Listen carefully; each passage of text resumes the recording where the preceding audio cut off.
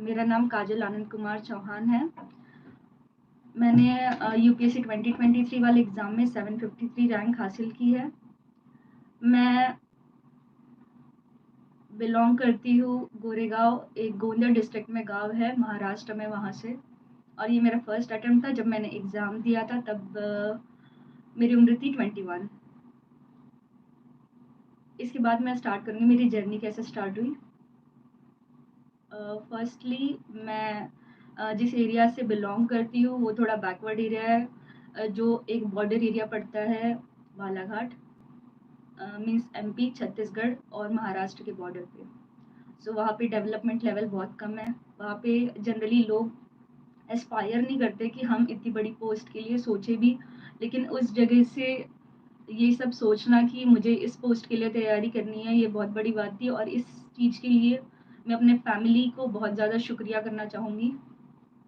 सबसे बड़ा role in सब चीज़ में मेरे ग्रैंडफ़ादर का था, जिन्होंने मुझे ये ड्रीम दिलाया कि आपको कलेक्टर बनना है। जब मैं 4th स्टैंडर्ड में थी, 5th स्टैंडर्ड में थी, मेरा परफ़ॉर्मेंस अच्छा था, कि मैं एजुकेशन में अच्छी हूँ।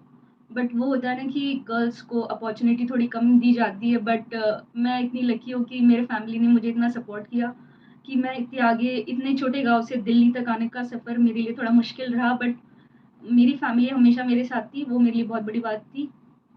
मेरे दादाजी ने मुझे हमेशा सपोर्ट किया है और मेरे पापा, मम्मी, भाई, दे वर ऑलवेज़ विथ मी।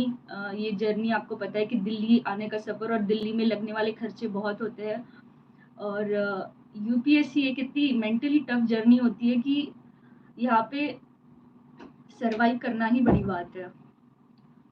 तो इस चीज़ के लिए मैं अपने फैमिली का सबसे ज़्यादा शुक्रिया करना चाहूँगी। उसके अलावा मेरे फ्रेंड्स में विकास वाज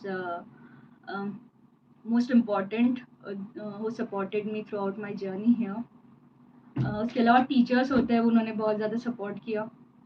नेक्स्टली मैं अपनी जर्नी स्टार्ट करना चाहूँगी। लाइक मैं सॉरी, मैंने अपना स्कूल एजुकेशन स्टार्ट किया। एक सीबीएसई स्कूल थी, सेंट ज़ेवियर्स करके, वहाँ से 10th तक। उसके बाद मैंने ज़िला परिषद स्कूल है, जानिया तीमत ज़िला परिषद स्कूल, गाँव से ही किया। उसके बाद मेरा कॉलेज हुआ है in bachelors of science in chemistry, botany, zoology from Goregaon only. उसके बाद मैंने 2022 से अपनी जर्नी स्टार्ट की यूपीएससी की, दिल्ली में आके। लेकिन मेरा प्रिपरेशन का रियल फेज स्टार्ट हो गया था जब कोविड स्टार्ट हुआ, यानी तब मैं कॉलेज के सेकंड ईयर में थी। उस टाइम मैंने सोचा कि कोविड का कुछ प्रोडक्टिव यूज़ लिया जाए। तो मैंने सेकंड ईयर में अपने फादर से कह के बुक्स मंगवाई थी, एनसीईआरटीज़। मैंने बेसिकली एनसीईआरटीज़ पढ़ी और उस टाइम मैंने अनअकैडमी की जो फ्री क्लासेस होती हैं वो लेने की कोशिश की कि थोड़ा आइडिया आ जाए कि क्या पढ़ना है, क्या नहीं पढ़ना है, यूपीएससी का सिलेबस क्या होता है, वो पढ़ा उस टाइम। तो इन वजह से कुछ आइडिया आया कि हमें करना क्या है, कैसे करना है। देन वहाँ के मेंटर्स ने थोड़े क्वेश्चंस बताए, पीवाईक्यूज बताए, तो उससे थोड़ा आइडिया आया। देन धीरे धीरे ये पता चला कि हमें न्यूज़पेपर कैसे पढ़ना है, तो न्यूज़पेपर स्टार्ट किया। न्यूज़पेपर रीडिंग स्टार्टिंग में किसी को भी नहीं आती है, मैंने भी पहले पूरा पेपर पढ़ना सीखा। लेकिन तब हम ये डिफरेंशिएट नहीं कर पाते कि यूपीएससी के लिए रेलिवेंट क्या है और रेलिवेंट क्या नहीं है। सो जब हम पीवाईक्यूज पढ़ते हैं और सिलेबस रिवाइज करते हैं, तो हमें पता चलता है कि हमें क्या पढ़ना है और क्या छोड़ना है। सो उस टाइम धीरे धीरे बेस बनते गया कि मैं बस पढ़ती जाऊँ। तो मैंने एनसीईआरटीज़ पढ़ी। एनसीईआरटीज़ के बाद न्यूज़पेपर पढ़ा और मैं डेली क्वेश्चंस लगाती थी जो अनअकैडमी के फ्री क्लासेस में आते हैं। सो उस टाइम मुझे अपना टाइम प्रोडक्टिवली यूज़ करना था, सो मैंने ये सब किया। फिर जब मेरा बेस प्रिपेयर हो गया था, यानी किसी भी चीज़ के लिए आपका फाउंडेशन स्ट्रांग होना चाहिए, तो इस टाइम मैंने अपना फाउंडेशन पे थोड़ा काम किया। देन मैं दिल्ली आई। मुझे पहले ऐसा लगता था कि दिल्ली में मोस्ट ऑफ द बच्चे जो होते हैं वो बड़े बड़े, यानी बहुत अच्छे अच्छे बैकग्राउंड से होते हैं, लाइक आईआईटीज़, एनआईटीज़, बड़े बड़े एम्स वाले कॉलेज से होते हैं। तो मेरा सिलेक्शन तो मुश्किल है, क्योंकि मैं जिस एरिया से बिलोंग करती हूँ, जिन कॉलेजेस से मैंने पढ़ा है, वो कभी उस स्टैंडर्ड की थी नहीं जहाँ पे बच्चों का इंटेलेक्चुअल लेवल बनाया जाता है, उनको स्पीकिंग सिखाई जाती है, उनकी पर्सनैलिटी बनाई जाती है। तो मुझे लगा मेरे लिए मुश्किल है। पर जब मैं दिल्ली आई, मैंने कोचिंग के लिए सोचा। मैंने नेक्स्ट आईएएस नाम की कोचिंग जॉइन करी थी। अ, जब वहाँ पे फर्स्ट टेस्ट हुआ, पहले तो कॉन्फिडेंस नहीं था कि इतने सारे बच्चे हैं और सारे अच्छे-अच्छे कॉलेजेस से आए हैं तो मेरा मुश्किल है। बट जब मैंने फर्स्ट टेस्ट दिया तो मैं मेरे बैच में से बहुत अच्छे रैंकिंग में थी, लाइक 1 और 2। सो उस समय लगा कि यार मेरे यानी पॉसिबल तो है, मैं भी कर सकती हूँ। तो उस टाइम थोड़ा कॉन्फिडेंस बूस्ट हुआ। उससे पहले ऐसा था कि यार थोड़ा कॉन्फिडेंस कम था कि एग्ज़ाम मेरे लिए मुश्किल है, क्योंकि बहुत कम बच्चे होते हैं जिन्होंने फर्स्ट अटेम्प्ट में निकाला होता है इन सब। यानी ऐसा माना जाता है कि UPSC one of the toughest exams में आती है इंडिया में। सो ये एक डीमोटिवेटिंग फैक्टर होता है कि 10 लाख बच्चे बैठ रहे हैं, तो मैं क्या उन हज़ारों में से होंगी जिनका सिलेक्शन होगा। बट जब नेक्स्ट आईएएस में मैंने फर्स्ट टेस्ट दिया था तब थोड़ा कॉन्फिडेंस बूस्ट हुआ। जब आप उन लोगों में आते हो जो बहुत अच्छे बैकग्राउंड से और आप उनमें रैंक कर जाते हो, तो थोड़ा कॉन्फिडेंस बूस्ट होता है, आपके नए दोस्त बनते हैं जिनके कांटेक्ट में आके आप सोचते हो कि यार मैं इसके ऊपर भी जा सकती हूँ। तो फिर 1 साल 1.5 साल की कोचिंग रही और उस कोचिंग के दौरान मुझे लगा कि ठीक है, धीरे-धीरे मेरा प्रोग्रेस बढ़ रहा है, ऐसा नहीं कि कम हो रहा है। तो वो उस कॉन्फिडेंस ने मुझे एंडिंग के एग्ज़ाम में जब आप 2 घंटे बैठते हैं, तब फ़ील कराया कि what matters is hard work. आपने जितने भी साल, अगर मैंने अपने सेकंड ईयर ऑफ कॉलेज से स्टार्ट किया था प्रिपरेशन, वो बाय सेल्फ था। मैंने सेल्फ स्टडी से स्टार्ट किया, कोचिंग ने बस मुझे थोड़ा गाइड किया कि आप थोड़ा कॉन्फिडेंस बूस्ट करिए। तो वो कॉन्फिडेंस बूस्ट है, उसके बाद वो 2 घंटे एग्ज़ाम में आप जितना कामनेस लेवल था और मेंटल स्टेबिलिटी थी कि ठीक है, कितना भी टफ एग्ज़ाम होगा, मेरे में एक कॉन्फिडेंस लेवल है कि मैं कर सकती हूँ। तो that was the plus point for me. और मेजरली मुझे ऐसा लगता है कि 80% of the exam is based on current affairs. So मैंने मेरा बेस बनाया करंट अफेयर्स से। लाइक मेरा स्ट्रॉन्ग पॉइंट था न्यूज़पेपर पढ़ना, न्यूज़पेपर के नोट्स बनाना। मैंने न्यूज़पेपर की यानी कभी आदत नहीं छोड़ी, डेली पढ़ा। लाइक जब मैंने first day of preparation start किया था तो न्यूज़पेपर पढ़ना मेरे लिए इसेंशियल था। वहाँ से धीरे-धीरे जब मैंने सिलेबस पढ़ा तो रियलाइज़ हुआ कि ये पढ़ना चाहिए, इसके नोट्स बनाने चाहिए। लाइक जब हम इलेक्शन कमीशन ऑफ इंडिया पढ़ते हैं, अभी इलेक्शंस का दौर चल रहा है, तो इलेक्शन कमीशन ऑफ इंडिया की बैकग्राउंड इन्फॉर्मेशन निकालना, उससे रिलेटेड लक्ष्मीकांत में चैप्टर पढ़ना। आपको पता है कि पॉलिटी के लिए लक्ष्मीकांत होती है। आप अगर एक भी सोर्स फॉलो करते हैं वो आपके लिए इनफ होता है। सो मैंने पॉलिटी के लिए देन अगर मैं इलेक्शन कमीशन ऑफ इंडिया करना चाह रही हूँ तो मैंने उसी चैप्टर को लक्ष्मीकांत में पढ़ लिया। उसके बैकग्राउंड इन्फॉर्मेशन सर्च कर ली गूगल पे, आप टाइप कर लीजिए इलेक्शन कमीशन ऑफ इंडिया और यूपीएससी लिख दीजिए, उससे रिलेटेड टॉपिक पढ़ लीजिए। सो ये आपके लिए यानी हेल्पफुल ठहराता है कि आपने एक बार उसका नोट्स बना लिया, अगर वो बार-बार न्यूज़ में है तो आपको वापस नहीं करना पड़ेगा। और यही चीज़ें हर स्टेज में हेल्प करती है। लाइक प्रीलिम्स में किसी ने पूछ लिया इलेक्शन कमीशन ऑफ इंडिया के बारे में, उनकी एज लिमिट, तो आप बता सकते हैं। मेंस में उनका एनालिसिस पूछ लिया कि इफ़ेक्टिव है या नहीं, उसमें भी बता सकते हैं। अगर इंटरव्यू में आप आपसे पूछ ले कि कितने कंट्रीज़ में इलेक्शन है, इलेक्शन कमीशन ऑफ इंडिया का रोल क्या है, तो जो एक होता है, एक टॉपिक आप कर रहे हो उसको आप मल्टी डायमेंशनल व्यू में कवर कीजिए, तो आपको वो हर तरीके से हेल्प करेगा। आप ऐसे नॉर्मल सिटीज़न कहीं पे भी जा रहे हैं, फिर भी आपको वो हेल्प करेगा कि आप डिबेट कर सकें, आपकी एक प्रोफ़ाइल बढ़ जाती है उस समय। तो मुझे ऐसा लगता है सबसे ज़्यादा इम्पोर्टेंट तीनों स्टेज में यूपीएससी के प्रीलिम्स, मेंस और interview, newspaper is most important. Magazine के लिए मैं कहूँगी कि मैंने मैगज़ीन पढ़ी नहीं क्योंकि मैं रिवाइज़ नहीं कर पा रही थी उसे, क्योंकि टाइम इतना होता नहीं है। आप आधा टाइम लाइब्रेरी में रहते हैं, आधा टाइम कोचिंग में रहते हैं। उसके बाद मैगज़ीन रिवाइज़ करना पॉसिबल नहीं होता है। आप एक बार पढ़ लेंगे लेकिन नेक्स्ट टाइम पढ़ना मुश्किल हो जाता है, यानी रिवाइज़ करना मुश्किल हो जाता है। अगर आप लोगों को कोई सवाल हो तो आप चैट बॉक्स में लिख सकते हैं। उम,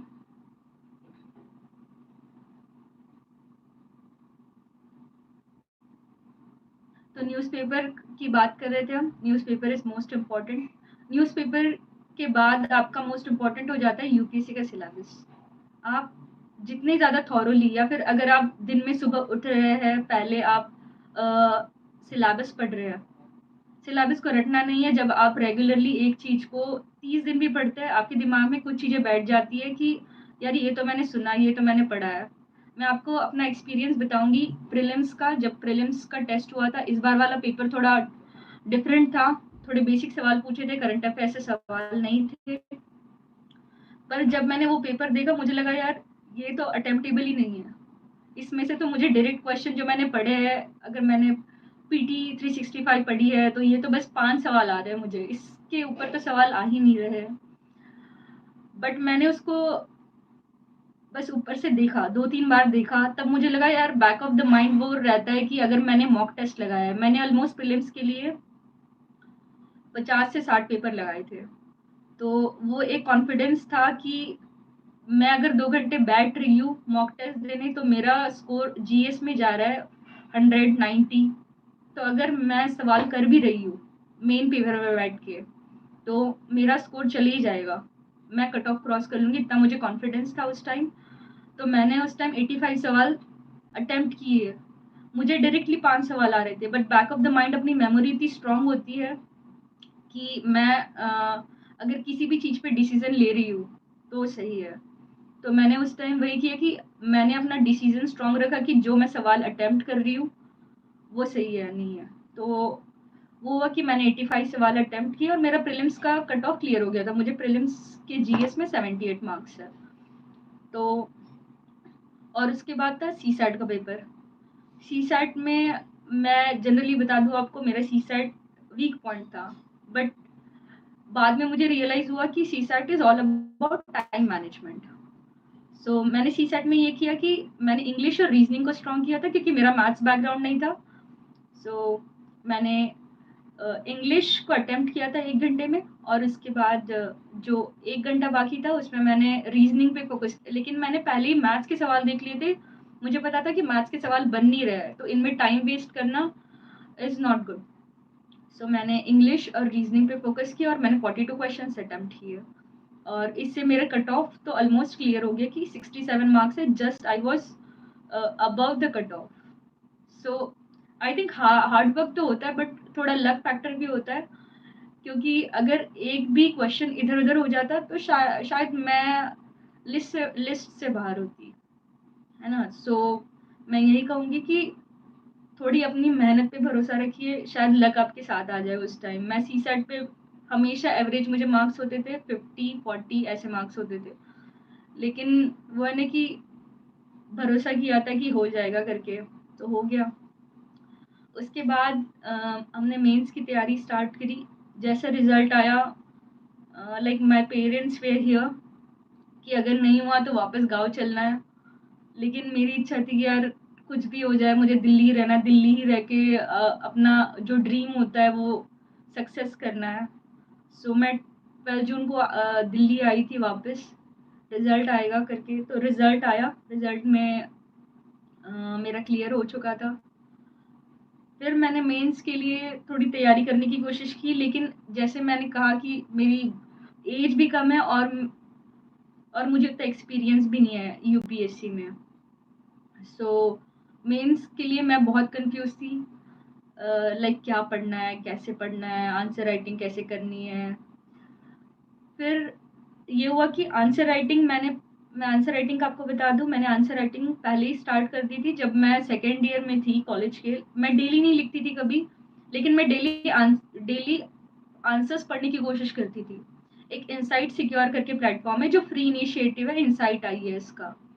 वहाँ पे डेली 8 क्वेश्चन्स अपलोड होते हैं, आपको क्वेश्चन्स करने होते हैं, और वो पीयर रिव्यू होता है, आपको खुद ही आंसर्स लिखने हैं।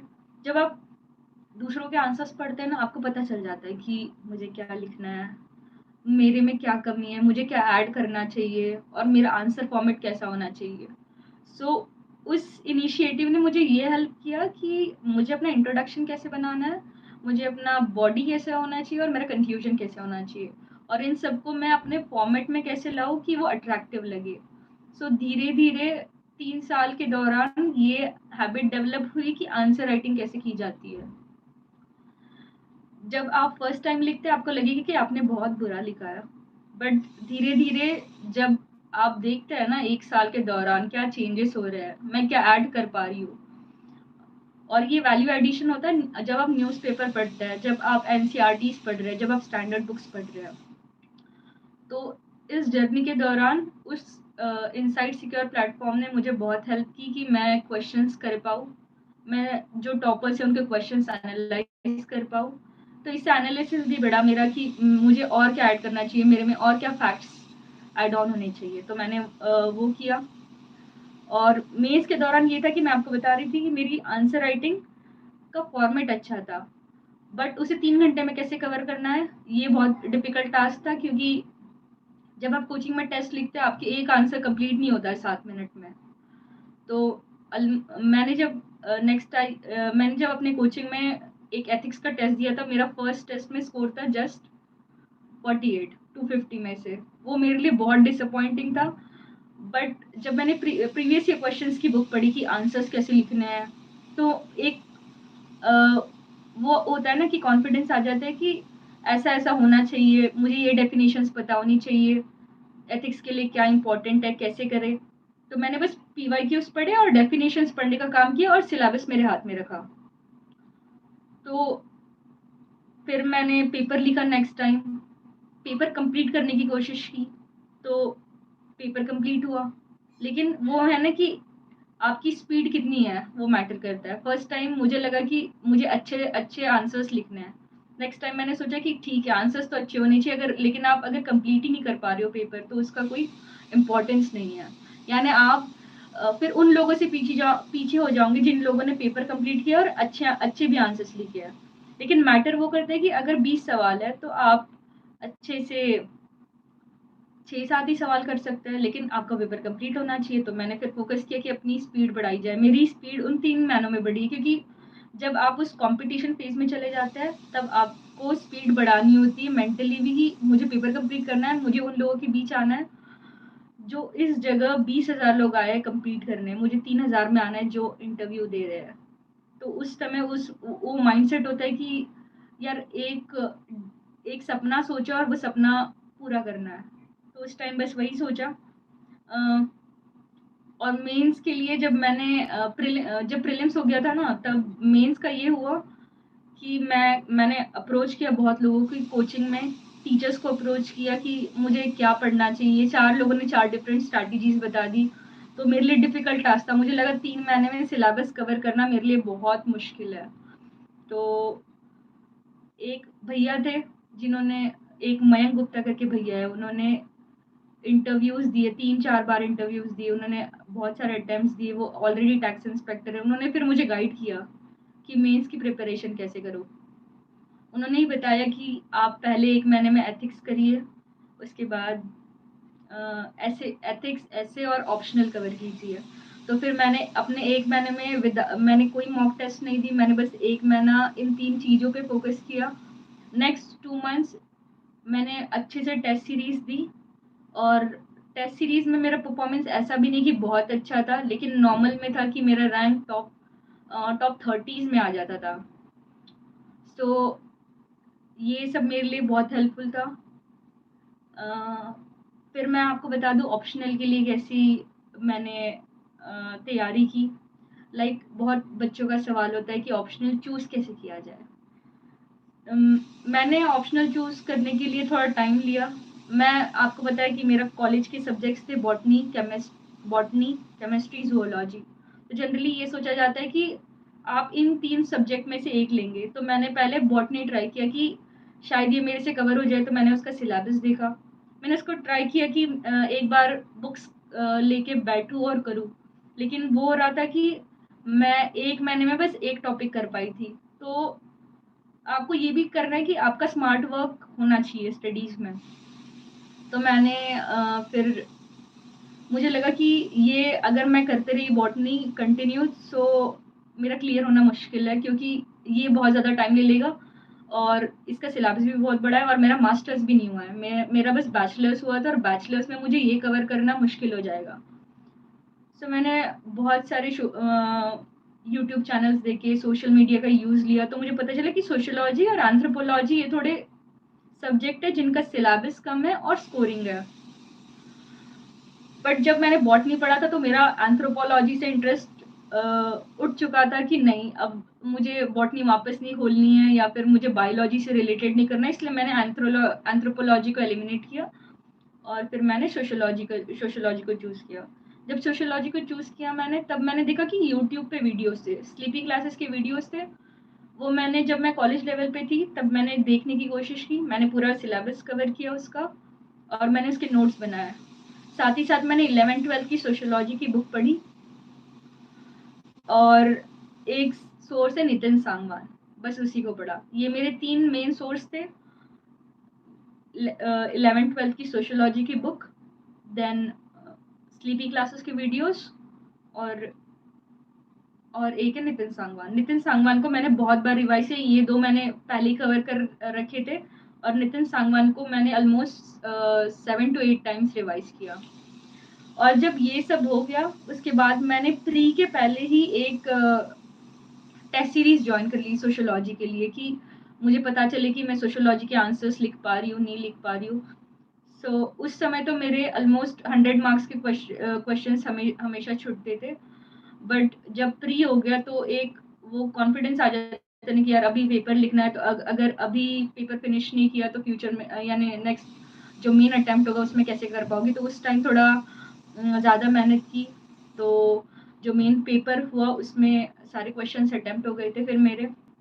तो मैं ऑप्शनल के लिए बस यही कहूँगी कि आप जो एक चीज़ है उस पे ज़्यादा फ़ोकस करें। लाइक मैंने नितिन सांगवान पे बहुत ज़्यादा फ़ोकस किया। लोग कहते थे कि आप ये पढ़ो, हैरलैम्बस पढ़ो, वो पढ़ो। लेकिन मुझे लगा, क्योंकि मैंने सेल्फ से किया, मेरी कोचिंग नहीं थी। लेकिन बहुत लोग बोलते थे कि आपने गलती करी कि आपने कोचिंग जॉइन नहीं की, ऑप्शनल के लिए ऑप्शनल 500 मार्क्स का होता है। बट उस टाइम भी मैंने खुद को काम रखा कि ठीक है, कोई नहीं, इस जितनी मैं मेहनत कर रही हूँ उससे तो हो ही जाएगा।